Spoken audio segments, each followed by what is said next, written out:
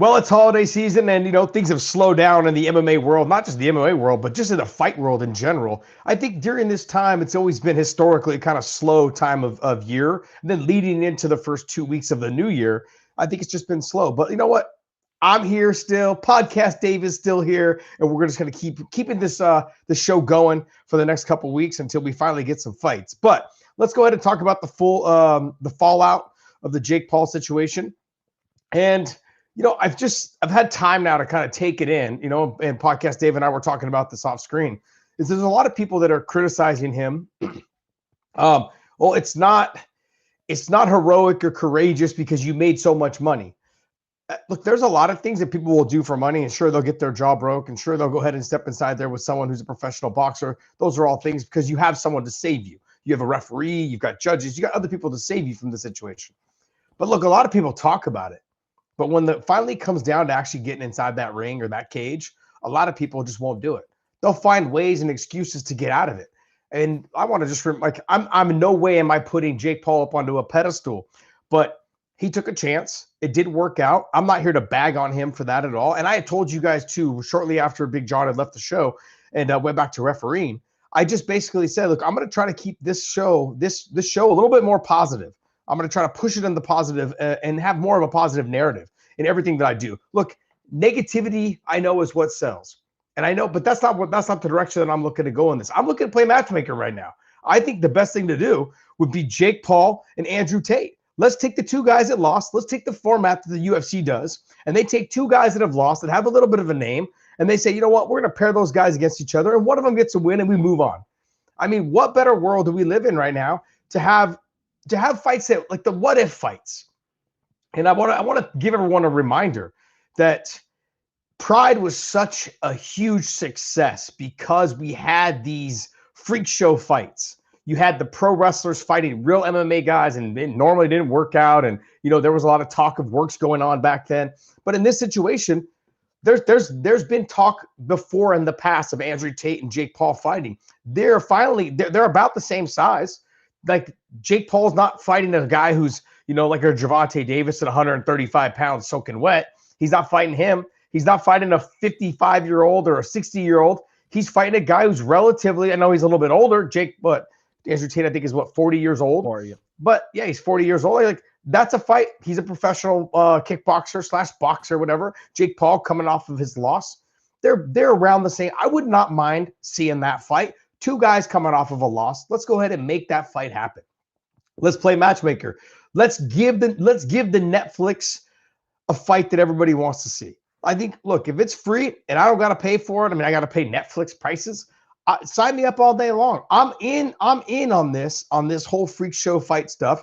As long as you continue to give me the fights that people want to see. I wanted to see the Anthony Joshua and Jake Paul fight. I wanted to see how it all went about. And I sat there and I watched. And sure, was it a great fight? No, it was not a great fight. But you had a world-class boxer, Olympic gold medalist in Anthony Joshua, who's fought pretty much the who's who in the heavyweight division. And you had somebody who was an influencer trying to make a run in the boxing world. And did we think it was going to be a great fight? No, of course not. If you thought that, then you were fooling yourself. If you really believed that Jake Paul was going to make this a fight, it was ridiculous. You guys were playing mind games with yourself. I thought the best that he could do was stick and move like he did. But I just knew after all the years of sparring with world-class boxers that trying to stick and move for 8 rounds, it's almost impossible. You have to be able to have some sort of offense.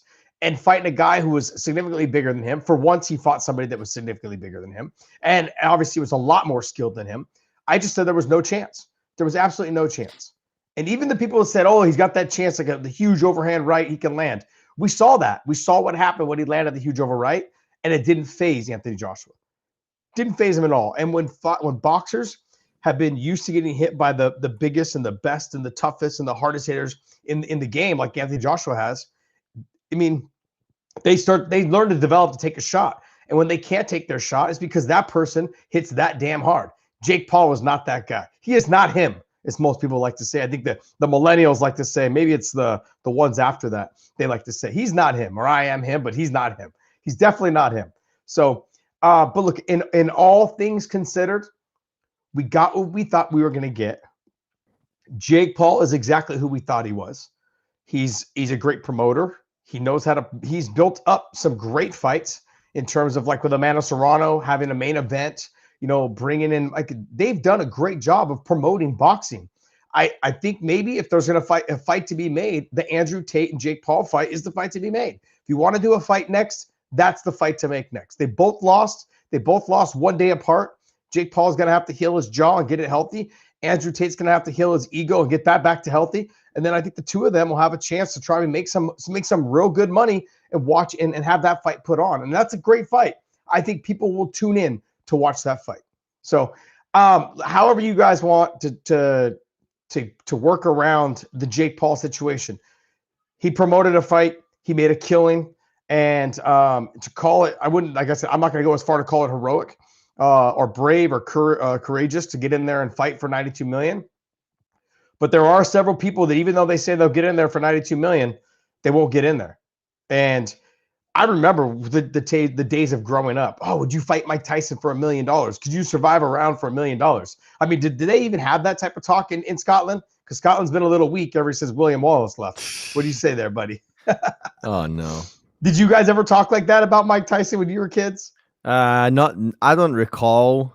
I mean, he was like a badass everywhere, but like, yeah, I don't. Americans have this thing where they want to. Oh, would you get in that cage or would you get in that ring with that guy for $1 million? Would you fight a gorilla? Would 100 men fight a gorilla? Like we have that thing here in the States where we try to, show our toughness. And would we do it? I mean, I don't know, Scottish people if they have it anymore. We just to go back to William Wallace every time. Everything goes back to William Wallace. Yep. Oh man, freedom. All right. Well, I mean, Dave, what's your take on this? Like, would you like to see this fight? Is this a fight that you might be interested in watching? Yeah, I actually do like your idea to do Jake Paul and do Jake Paul and Andrew Tate. I think it's that's a good fight. Because like you say, it's the freak show fight, and I think like if you're gonna make money right now, Jake Paul, like everybody's coming off of this. Everybody's saying he doesn't have it. He fought a bunch of old MMA fighters. Beat them, and then who did he fight last? Didn't he lose his last fight to someone? No, he lost to Tommy Fury, and then he had a fight. I think he had a fight after that. He fought. I think he fought Nate after the Tommy Fury fight. Yeah, so I think he fought somebody else right after Anderson Silva. I think he fought after that fight. So I just think like you lose those two fights, Tommy Fury, Anthony Joshua, and you definitely now convey this message of not a real boxer, and you can. I think he's skillful, but in there against world-class boxers, just I think that was apparent. And then you get Andrew Tate, who's extremely skilled, but just obviously he's 40 years old. You saw it on Saturday night, the gas tank. It just didn't seem like he could keep up. Yeah, I mean, what you have to remember when you have a bigger guy that's just walking you down, that everything you throw at him is not going to really do anything to him. It tends to wear on your gas tank. And then I saw someone here that says Alan Langley 7246 says I'd fight my mom for $92 million. Of course you'd fight your mom for $92 million. She can't fight. That's why you'd fight her for $92 million. She can't fight. That's why. So, but Anthony Joshua can fight. Obviously, Olympic gold medalist. Heavyweight boxer, former heavyweight world champion. Like he's got all the tools, all the weapons to really hurt you. And Jake Paul found out, broke his jaw in 2 places. That's nasty. That's dangerous. Have you guys seen the videos? His jaw is really swollen on one side. They had to put some plate in. They had to lose some teeth. He's going to end up with some fake teeth in there. So, I mean, look, there's a lot of things that we can criticize Jake Paul for, but actually getting inside that ring, I wouldn't say like it's courageous. He did it. It's a business decision. But a lot of people would have flaked out on that. They would have tried to replace Gervonta Davis with a smaller guy, a less talented guy. Somebody that didn't have the skill level of an Anthony Joshua. I mean, I really would have wanted to know how the Francis Ngannou and Jake Paul fight was going to happen. But let's be honest. And I said this the other day, and maybe it was a little controversial, but Francis Ngannou has proven that he's not as big a draw as an Anthony Joshua. He's proven that he's not as big a draw as a Jake Paul. So if I think, to be honest, Jake Paul kind of, I wouldn't say lucked out, but he picked the right guy to have the fight with. You know, the UFC decided to cut ties with Francis because overall they didn't like his business dealings. You know, and we found out that it sounded like, you know, that Francis was kind of bullying Dana in the office, and they didn't like that either. And it just seemed like he was difficult to deal with. And then the fact that he turned down $92 million to fight Jake Paul because he thought this fight was beneath him, that lets you know that he's not the easiest guy to deal with in terms of fumbling the bags. I mean, that was probably one of the worst. So this was a legit fight that actually happened between Anthony Joshua and Jake Paul. He passed on it, and this could have been a $92 million payday. Isn't that crazy that he could have fought Jake Paul for $92 million? Let's just say he made a little bit less, $60 million. Say he made $60 million. He could have bought, and that was more money than he made to fight Tyson Fury and Anthony Joshua. And he could have collected that check. So in terms of fumbling the bag or being above it all, those are things that are just insane, man. Insane to me to think. But I think it worked out for Jake Paul.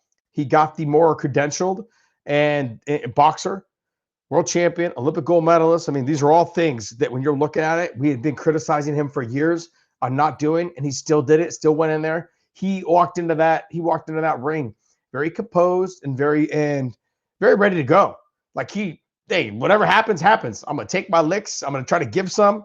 And he never really gave in. He gave a good stiff jab and a couple overhand rights. But overall, I gotta tip my hat to him because the guy knows what he's doing when it comes to cashing out. So, and him and Anthony Joshua, they're laughing all the way to the bank. Anthony Joshua a little bit less because he thought he was making 92 million, but he's only walking away, I think, with like 28 million or something. He lost a little over 60% or 70% of his purse, which is insane to me, by the way. Insane. What else you got for us there, Dave? Do you want to do? Excuse me. Do you want to do some fan questions right now?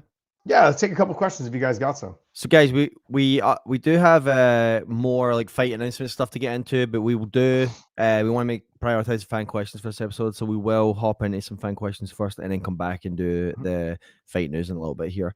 All right. So I had one here from Dave Sandine. I think where was the question? Just lost it out. Oh no, sorry, it was Dingo 82. Hey Dave, I know you got a question in there about Christmas thing. I'll come back to that one. Dingo 82. Josh, do you still have any damage or injuries from your fighting days? This is a member, by the way.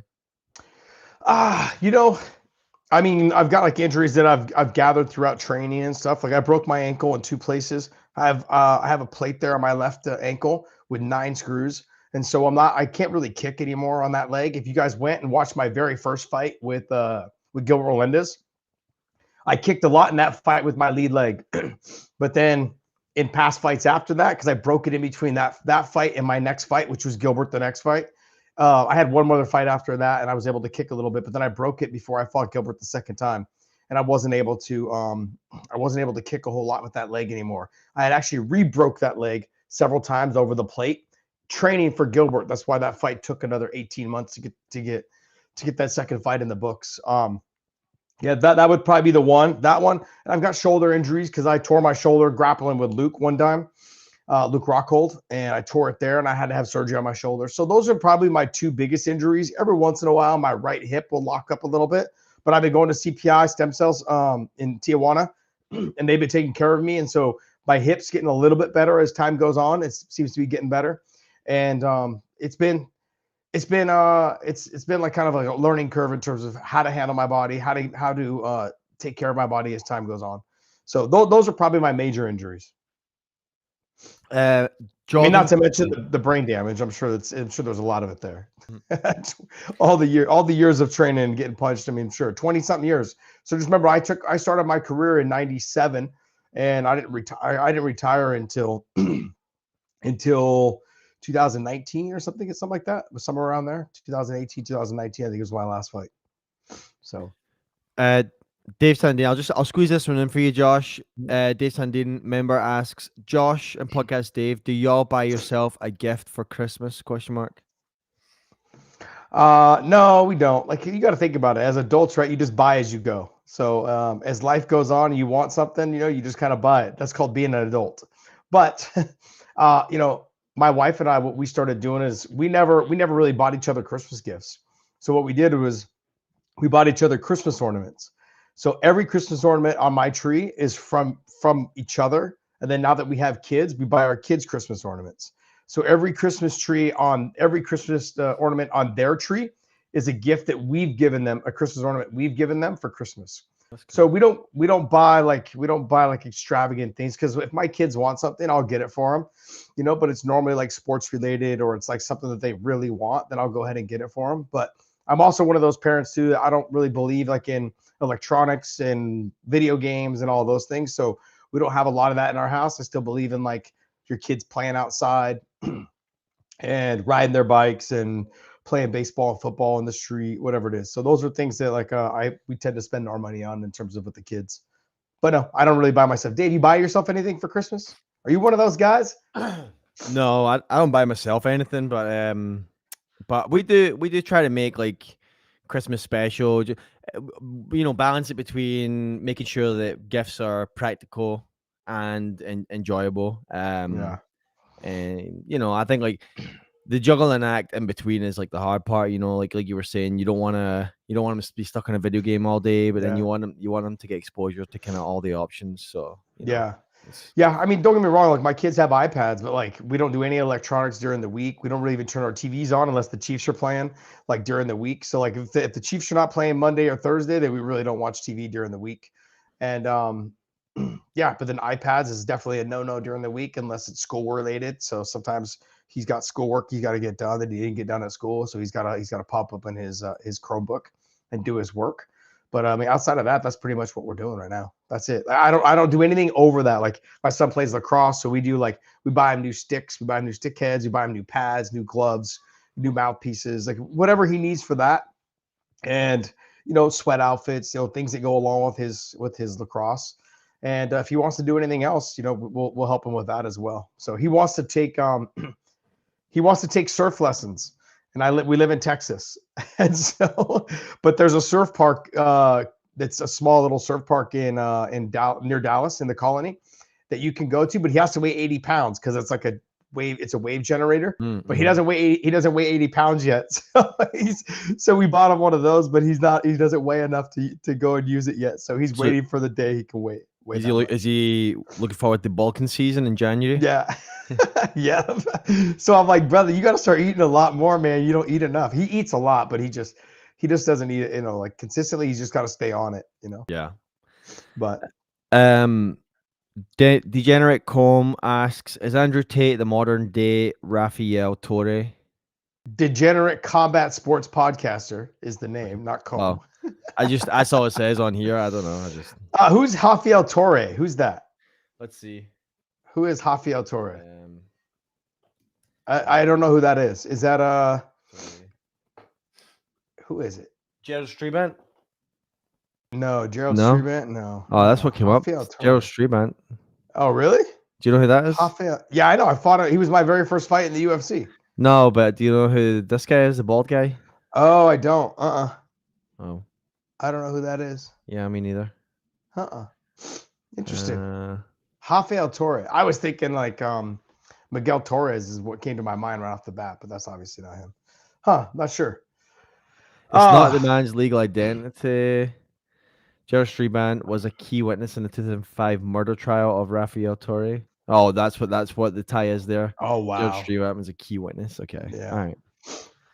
All right. Sorry, sir. We do not know the answer to that. Let's see next here. Dingo 82. How much more does DC eat more than you? I'm sure he eats a lot, but you know what? That's a question I'm going to ask him tomorrow. I'm doing an interview with him tomorrow at his gym. So that interview will probably drop sometime after Christmas. I think probably maybe next Monday. I'm going to film with him tomorrow, get it all edited and put it up. But he's doing a toy drive at his gym tomorrow that I'm going to go. And then right after that, we're going to do an interview and just catch up. I haven't seen DC in person probably in 5 years. Wow. So even though we're good friends, even though we text back and forth, and I'm always giving him a hard time while he's live on air, calling fights. We very rarely get to see each other. We'll see each other in passing, but I haven't seen him probably in person in probably close to 5 years. So it's crazy to think that I've seen Umar Usman, Islam, all those guys, and Habib. I've seen them like, you know, 10 times more than I've seen DC in the last 5 years. So we'll see though. But hey, I'm looking forward to the interview. Hopefully you guys will enjoy it once we get it done next week. Jordan King from the Q&A post on YouTube asks, what advice would you give an upcoming or amateur fighters?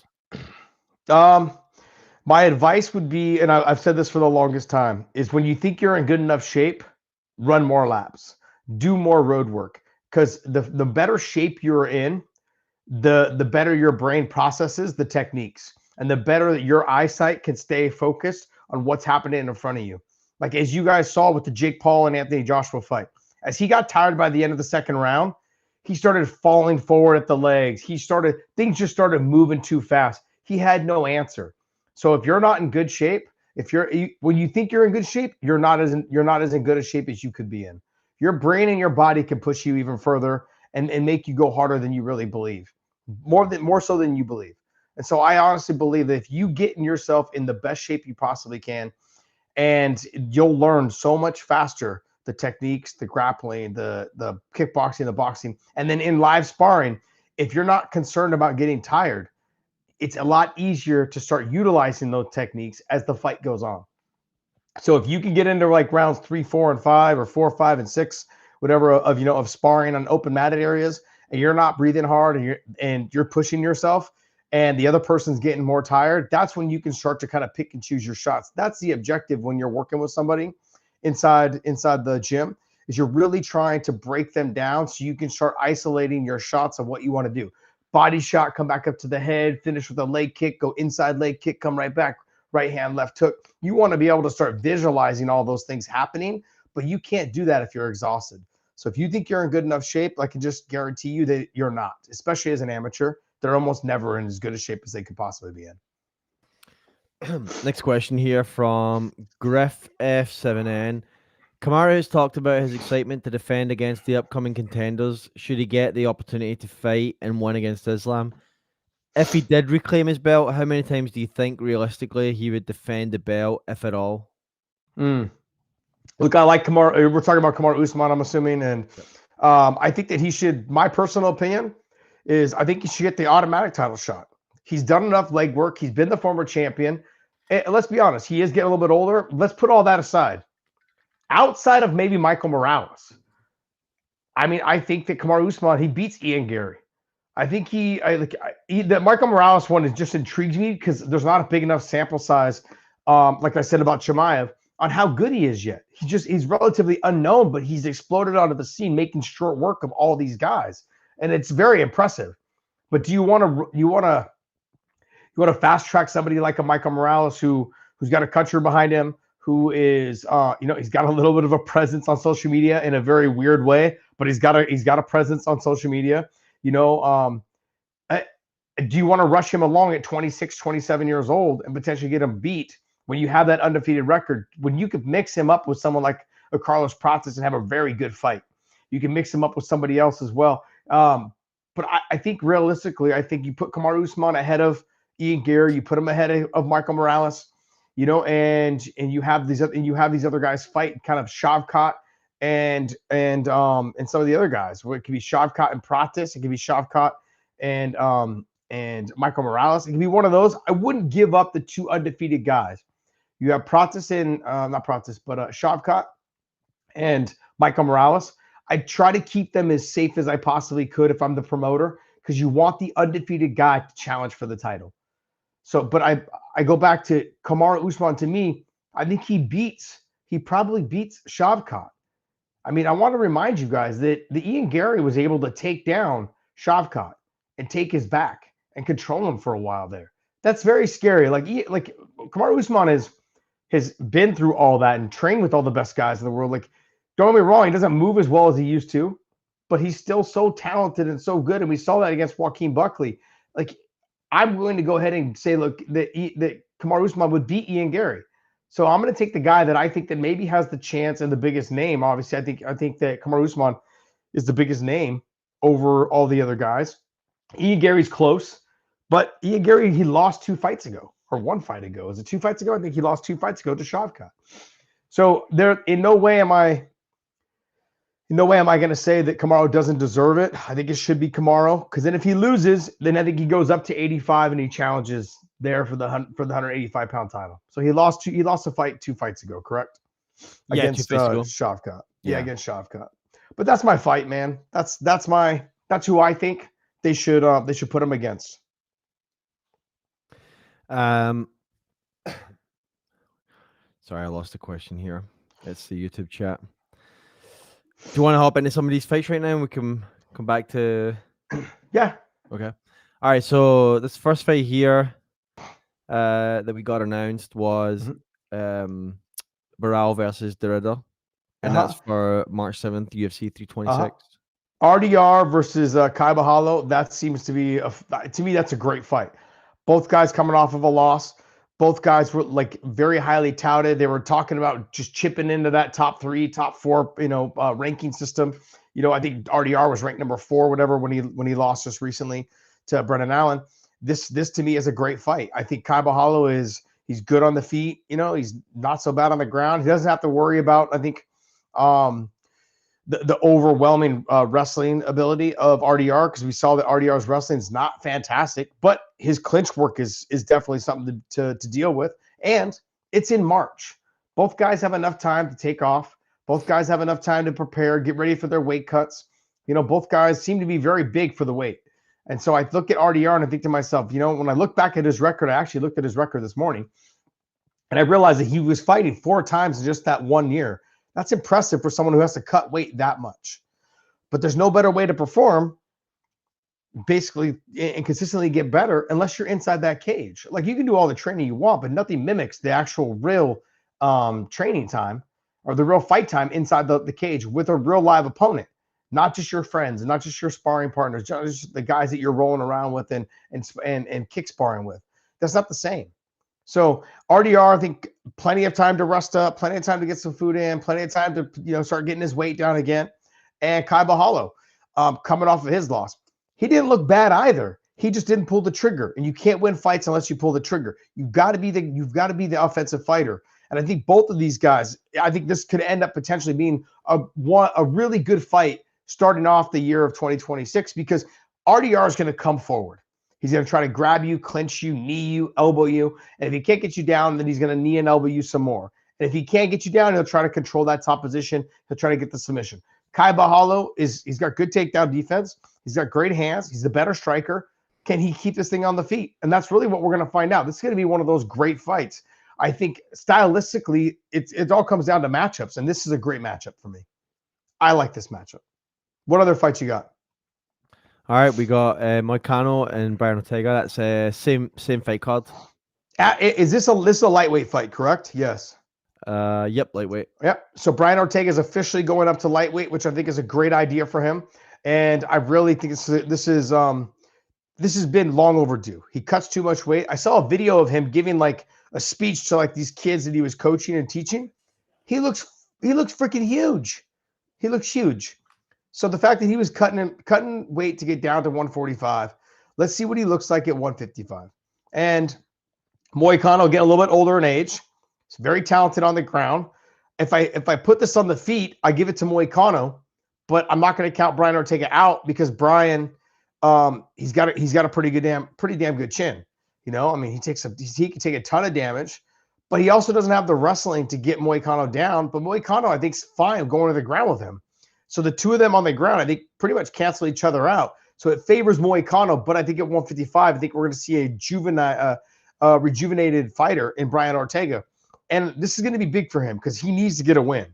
And this is that situation where he needs to show the UFC that he still wants to fight, because he hasn't looked great. He's had all the controversy with the weight cuts and all the other stuff coming into his fight. So I'm cheering for him. I like Brian Ortega a lot. I hope even if he doesn't get the win, I just hope that it's a contested fight. I hope that it's a really tight knockdown, drag out, or just a good fight in general, back and forth. I'm hoping for a good fight. So this to me is another one of those fights. Anytime you have a fighter coming up from 45 or coming up from any weight class, into the next one. I wonder if they can handle the size. I think Brian Ortega his body frame is meant for the 155-pound division. So I think he'll handle the size just fine. But he's going to have more punch output. He's going to have to be more aggressive. He's going to have to be more offensive. He's going to have all of those things to get this win, though, because Moicano he's a tough fighter, very tough fighter. So this is a great fight. I'm looking forward to it. All right, we have another one here. Costa and Ferreira. Okay, so you could end up with like fight of the year type candidate, or you could end up with both guys being afraid to get hit by the other guy and then not wanting to throw the punch. So we've seen that with Paulo Costa before, whereas he just, he started getting hit by Izzy, and then he started doing the dancing around and not where they wanted to engage. But then we've seen the Paulo Costa that when he fought Yoel Romero, just let it all hang out, because Yoel Romero was bringing the fight to him. He was bringing the fight to Yoel Romero, and that was like one of the best fights I've ever seen. I saw that fight in person. That was a fantastic fight. Bruno Ferreira, though, he can let the hands go, but as he gets tired, his output starts to slow down. He's a fun fighter to watch. I like this fight, but this, like I said, has the potential to have fight of the year candidate all over it.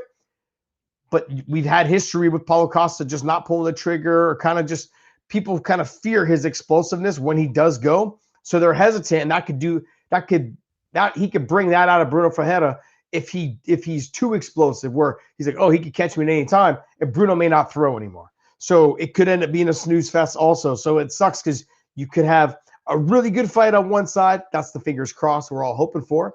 And you could have the other side of it all as well. It's so funny. I have Christmas presents right here up behind me that were wrapped.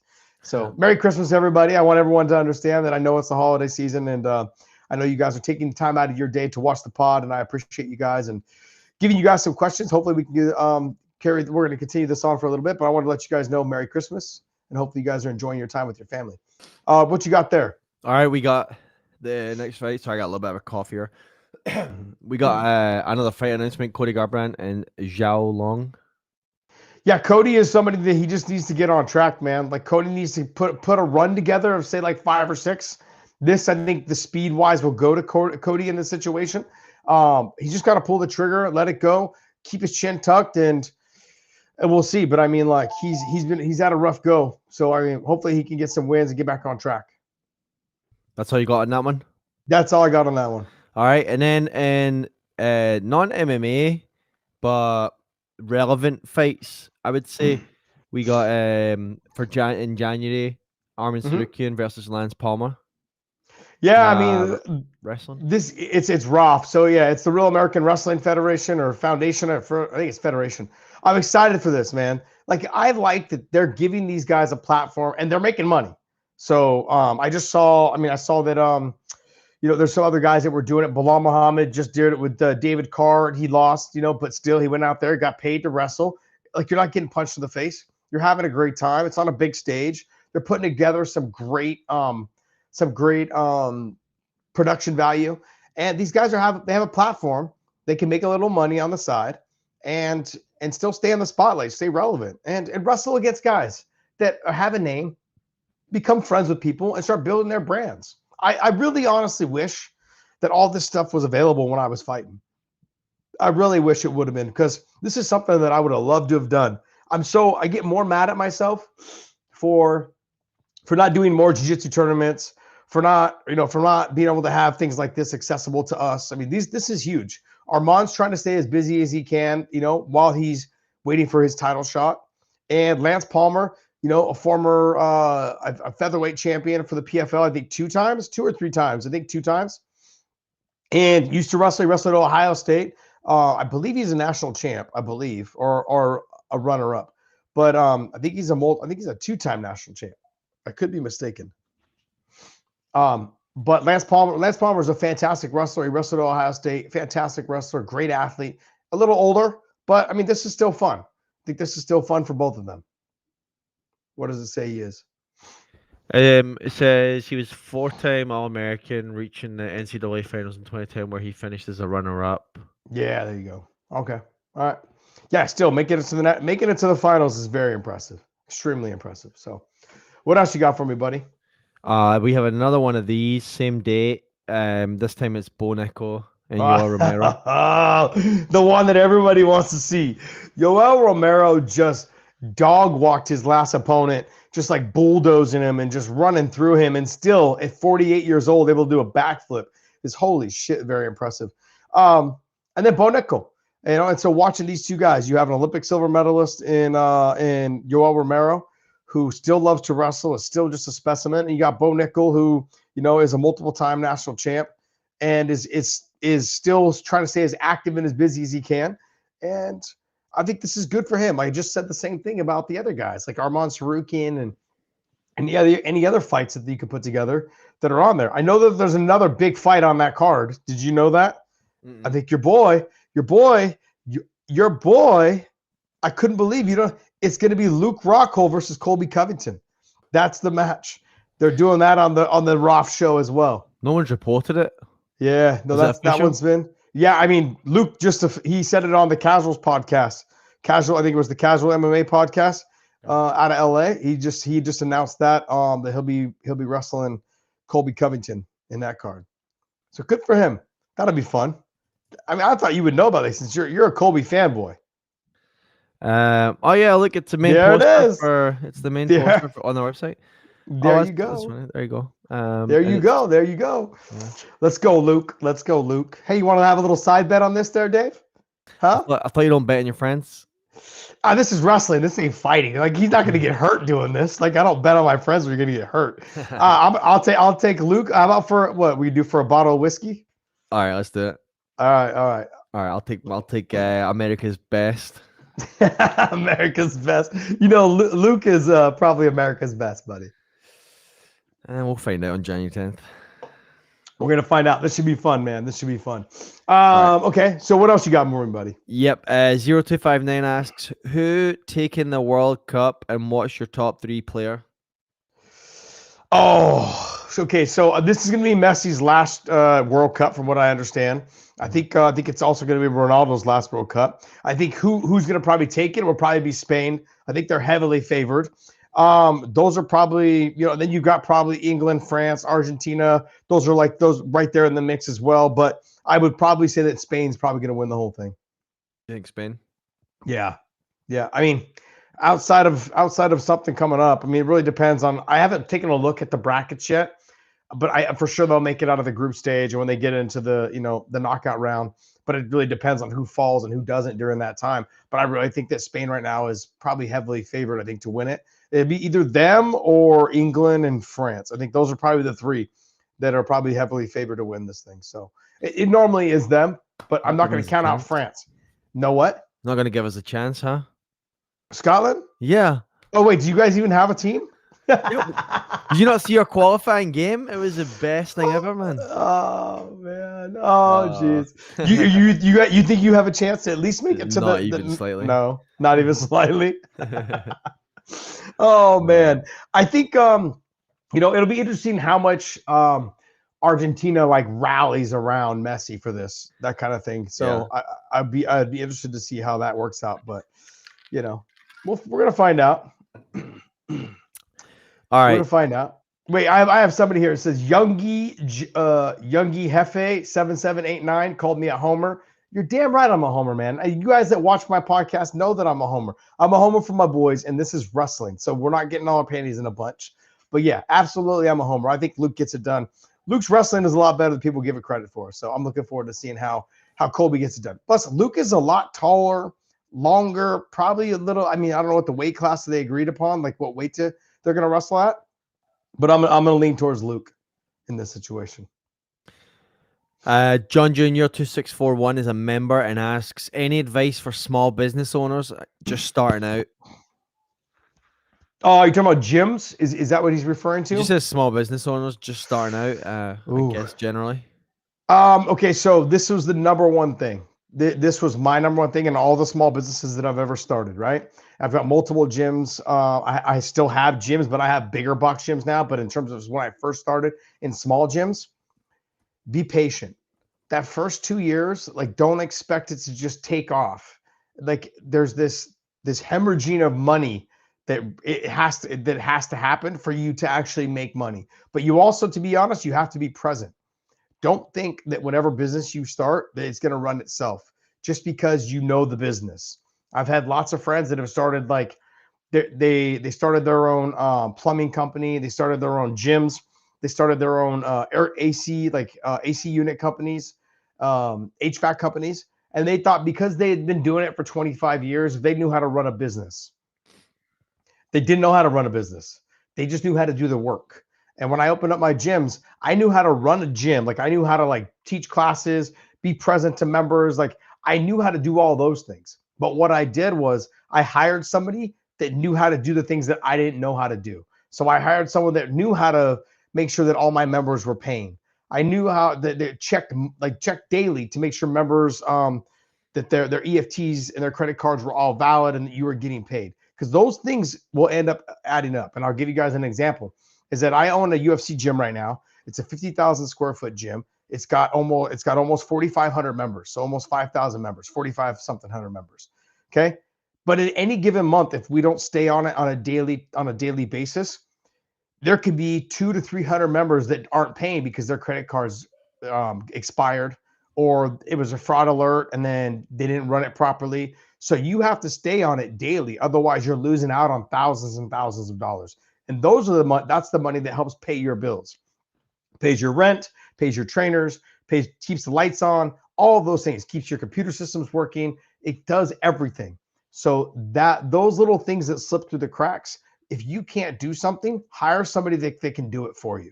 Don't be too proud and say, I'm going to do it all myself. Find somebody that can do it for you, because that's the biggest thing on learning how to run a business. So like, I'll give you an example, man. And this is the best example I can give you because he's sitting right here on screen with us, is I have no idea how to run a fucking computer system, right? So anytime I call Dave and I say, hey, buddy, I need your help on this. And he gives me all the help I can handle, to the point where I think I annoy him. But the podcast honestly wouldn't run without him. And I appreciate him after all these years of us doing this. But I hired someone that knew what the hell he was doing. And so I've got Dave, and then I'm the other side of trying to talk. And even that's getting a little rough for me these days, but just trying to talk and trying to sell the pod to you guys. I enjoy doing this, but he handles all the back end stuff along with Keto George. So those guys know what they're doing on that backside, but I'm very grateful and thankful for them. But it comes down to, you have to find people that can complement what you don't know how to do. Does that answer your question? That's good. Yeah. All right. Next one's from P Players World. Do you think we'll see Scott Coker involved in a big MMA company? Well, you know what? That's a question I'm going to ask him probably on Thursday or Friday or not Thursday because that's Christmas, but Friday or Saturday after Christmas. So I have an interview set up with him as well. And he's a little under the weather right now, so hoping he gets his voice back here soon. But I'm hoping to get that interview done probably by Saturday at the latest. I'm hoping if we could drop that the following week, because that's definitely a question that I want answered as well. Will he be involved in another big time promotion? I know that he had joined with Gilbert Melendez here locally, has been putting on some fights here locally in San Jose. But I think that, he's one of those guys that he wants to get the itch scratched a little bit here and there. He wants to see if he can do it one more time. He's not an old guy, and he still has all of his relationships with a ton of fighters. But it will definitely be interesting to see what happens with him. And that's a question that I plan on asking him when it comes this weekend, hopefully. Next question from Mogo524, who's a member and is yelling his question at you. When will UFC come to the Bay, Josh? Probably never. I'm just being honest with you. If they do come, it'll probably be to Chase Arena in San Francisco. I don't think they're going to come to the San Jose Arena. I don't think they're going to come to anywhere in Oakland. I think that they're going to, if they did it, they'd do it at the Chase Arena. I just don't think that they like paying the fees that come along with doing a show in the Bay Area. It's expensive. They go to Madison Square Garden because there's a huge Russian following there, right? So if you notice, every time they go to Madison Square Garden, they always have Islam or Habib, or they always have some sort of Russian or Muslim fighter on there, because there's a huge population there of that of Muslims or Russians. And look, even when we had Fedor, who isn't Muslim, you just got to know exactly where the populations are of that fighter. So Fedor being Russian, we would take him to Chicago because Chicago has a big Russian community, and the same thing happens in New York. So in the Bay Area, there's just nothing that I just don't think that they want to pay the dues and the fees for people to come to San Francisco or to come to Oakland or to come to San Jose.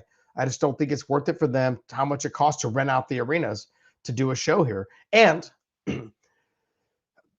just like we've kind of lacked, this area has kind of lacked top level fighters. I mean, for a while now. We had a great run when it was Strikeforce and the early Strikeforce UFC merging time. We had a great run because we had DC, we had Kane, we had myself, we had Luke Rockhold, but all those guys now are gone.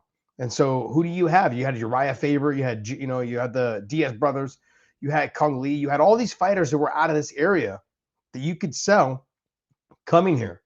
But right now, I don't know. I don't see anybody really right now that is willing to that's able to pack an arena or bring the fans with them that they need. Zeke asks, so I or say, yeah, let's see. Question at the end here. So I heard UFC fights are going to be on Paramount Plus, not on CBS TV. Is that true? Okay, so they will have some on CBS. What they're saying is that it won't be all the numbered events on CBS like people were speculating. Most of everything will be on Paramount Plus. I want to remind people that when Bellator was trying to decide where to go, there was a lot of top executives that decided to put their 2 cents in, and we ended up going to Showtime, which was what the death. It was the death of Bellator when they decided to go there. People didn't want to pay for Paramount and then turn around and pay for a paywall for CBS or for Showtime. So instead, we could have just went to Paramount and just been established there. We would have probably done well. Or we could have went to CBS Sports and stayed on CBS Sports, which I think is what majority of us wanted, was the CBS Sports deal, because that would have been Thursday night fights every other week. We would have had Thursday night fights, and we would have had something like 28 shows a year or something. So it would have been awesome. 24 shows or 28 shows, something like that. It would have been a year. But because they decided to go to Showtime, they minimized how many shows they could have, and that kind of crushed the deal a little bit. This situation seems a little bit different. Is they really, I think, are only going to put the biggest shows on. And I think you're only going to get anywhere between 4 to 6 of them a year on CBS. I think that's all you're going to get on CBS is going to be 4 to 6 of them. The rest of them will all be available on Paramount Plus, and that's it. In terms of anything else, I don't think so. I think it's all most of the fights will be on Paramount Plus, and then you'll get probably 4 to 6 major cards a year that will be on CBS. That's let's see, Lazy Bed. Why are you shouting at me? That's kind of on fan questions right now. I don't know if anything else will roll in.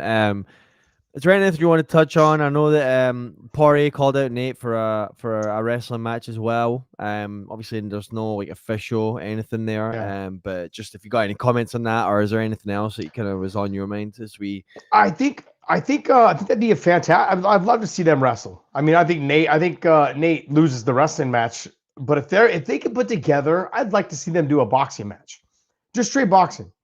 I mean, I'd love to see that. I mean, no kicking, no wrestling, no grappling, no submissions, just boxing, the two of them.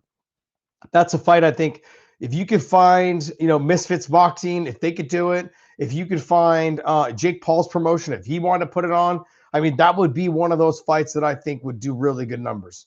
I think that the UFC would chime in and probably say like, hey, let's probably, they would probably chime into Dustin and be like, hey, we really probably, it'd be nice if you didn't do it.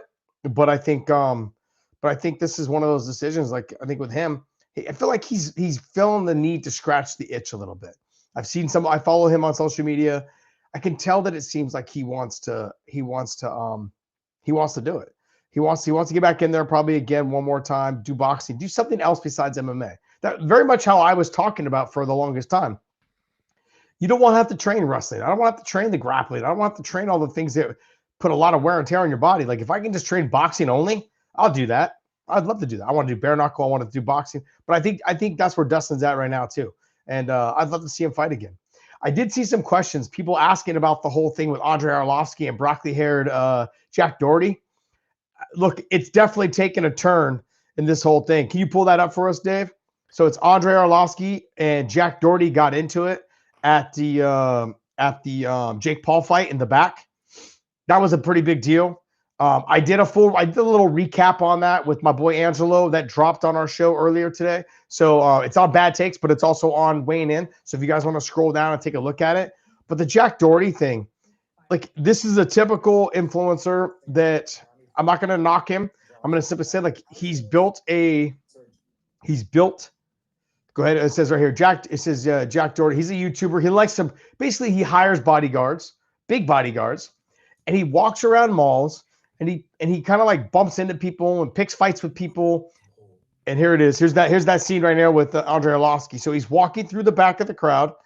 One of his boys is walking behind him, and one of his boys is walking in front of him. And it seems to be his friend in front of him bumps into Andre. And then he turns and looks at Jack Doherty, and Jack says something. And then the other friend that's walking behind Jack Doherty throws a punch at Andrei Arlovski. And you'll see it right here. See the kid with the black shirt and the chain? He throws a punch at Jack Doherty. He throws a punch at Andrei Arlovski, and they start getting into it. And I just think it's hilarious that Andre beat all three of them up with his phone in his hand. And he was switching the phone from one hand to the next every time he would grab one of them and throw a kick or a punch. So if he wanted to throw a punch with his right hand, he'd switch his phone to his left hand and he'd throw his punch with his right hand. I thought it was hilarious. But overall, they're talking because the bodyguard. Can you play this again real quick, Dave? There's a scene where the bodyguard, who's there on the left side, see the black guy there? Yeah, hold on. Let me try to find it on Instagram because okay. It's on that guy's YouTube, and I don't know. I'm trying to not play someone else's video on YouTube. Yeah, I got I'll just be a second here. Here we go. Is this the video? No. Yeah. So that black guy right there, see him and Andre kind of get not into it for a little bit. Andre comes forward because he's coming forward. There's Jack Doherty right there behind him, standing behind his bodyguard. He's standing behind his bodyguard. I'm like, what the hell? So he's pushing his bodyguard into Andre, and then Jack's bodyguard throws like a little bit of a shot. Doesn't really hit, I don't think. Doesn't really land. And then all of a sudden, the other three little guys are like pulling on Andre. So Andre turns and starts to fight them. So watch. See how he's switching his phone from hand to hand? They're getting into it. And then Andre's wife says, calm down, calm down. And then people started calming him down. And there's Jack right there. There's his bodyguard. And he's like yelling at his friends, let's go, let's go. And they're flipping Andre off like they're going to really fight him, but they're not. But anyways, this whole thing leads into that Jack has come out publicly and been like, hey, I didn't do anything to start this. And that my bodyguard will beat up Andrei Arlovski. So now Jack's promoting, trying to get Andrei Arlovski and his bodyguard to fight. Maybe his bodyguard doesn't know about it, but this is one of those scenarios where we have to be very careful with these influencers. I just put out a thing earlier. There's a kid in Korea. I can't remember. His name is like Johnny Somalia or whatever. Somali. He was in North Korea, or not in North Korea. He was in Korea talking hella shit on his live and saying that he would smack anybody around and no one's going to do shit to me. Well, the Koreans found him on the street and they beat the shit out of him.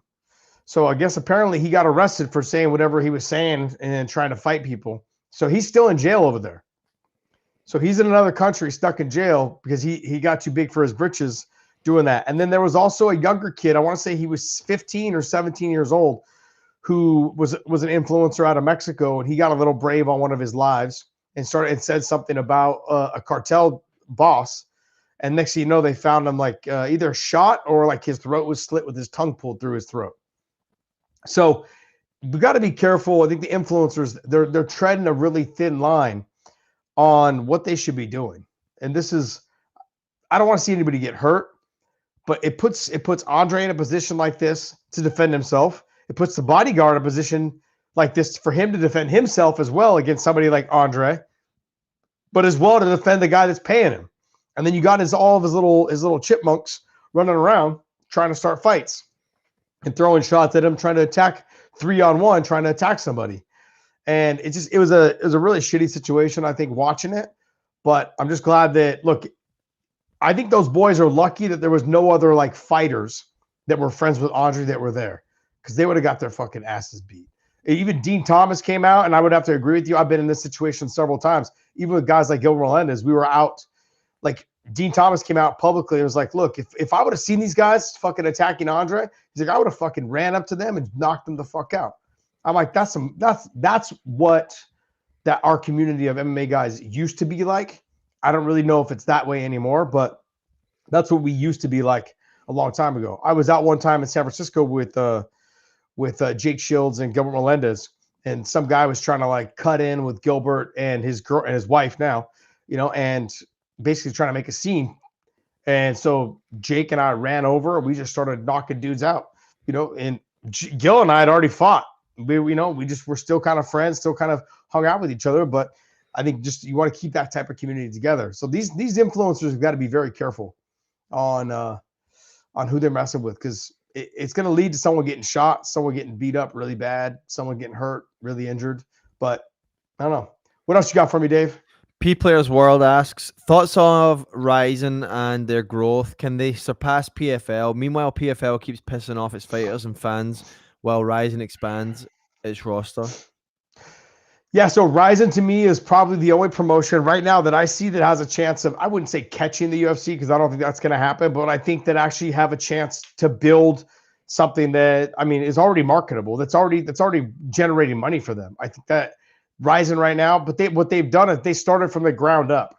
They built from within. That's how Strikeforce was built. Strikeforce was built as a local regional show in California, where we only fought in California. And then as it grew, we started doing shows in Nashville, started doing shows in Columbus, Ohio, started doing shows in Omaha, Nebraska, and like all these other areas, right? And then he grew into that. And that's how it was built.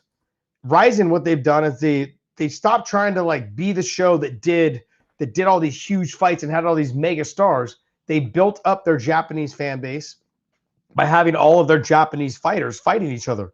And they're building them up that way. And then now they're pulling fighters from other promotions or other big names, and fighters that have gotten too big for Ryzen, that cost too much money. They said, yeah, go ahead. You can go back, go to the UFC, see what you can do over there, and try and make money, and it just makes Ryzen look good when their fighters go over there and have some success. Now, some of them haven't had success, and some are. Some are having some success. Horiguchi, I think, will make a splash. Tatsuro Taira will definitely make a splash. They've had another one. I can't remember his name. One of the other ones, he ended up losing to. I think he's lost twice now, but he ended up losing to Pantoja. And that was his first fight over, I believe. And he couldn't get together. But hopefully, we'll see when he comes back. But they have catered to what their fans want to see. They want to see their Japanese fighters have success. They want to see their Japanese fighters, locally. They can all attend the events.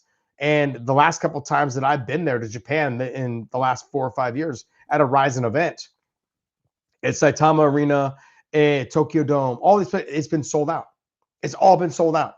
It's packed, fucking from beginning to end. It's packed, and it's like an all-day event, and people love it. They love it over there, and I love the fans there. The people there are so amazing. The food is amazing. Everything about Japan, I love.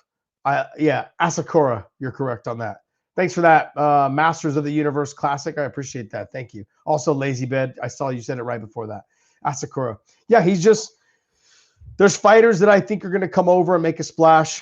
The problem is they only have a lot of small fighters. I want to see them start growing into the middleweight and the welterweight division, because they've got fighters that can do that. And those were some of the best fights that they had during that time. You had Takanori Gomi, Shinya Aoki, you had Sakurai. Maha Sakurai, you had all these fighters that were so talented, so good, and I think they got to start trying to take that back and what they did in Pride, and maybe throw in a couple pro wrestlers, maybe throw in a couple, and start having some fun. Have some fun with the fights, which I think they still do, but they've got a good stable of good fighters right now that I enjoy watching fight. So can they take over PFL? I think they can, but they're going to have to get some sort of deal or with TV in the States, though, if they're going to do that. And if you don't have anything else, Josh, we can probably wrap it up there. Okay. Hey guys, I want to thank you guys so much for joining us just a day or two before Christmas. And I really wanted to get the show out just because Dave and I were talking about it. I know this last week was a little light on shows. I did drop some shows though that were available. Like I said, I've got some interviews coming up. I've got DC tomorrow, but that won't be live. We'll edit that, put that out probably early next week. I'm trying to wrap up on the Scott Coker situation. Hopefully we get the Scott Coker done Saturday before I head back to Dallas. And I just want to let everyone know, be safe this Christmas. Enjoy your time with your family. And please don't drink and drive. That's my biggest thing right now. Being in California, seeing all the car accidents, seeing all the things that people are going through, like in terms of on the side of the road, everything. Just please be careful, be safe. Don't drink and drive, and enjoy your time with your family. Merry Christmas, everyone. And if I don't talk to you before then, Happy New Year as well. If you don't see me before then, Happy New Year as well. And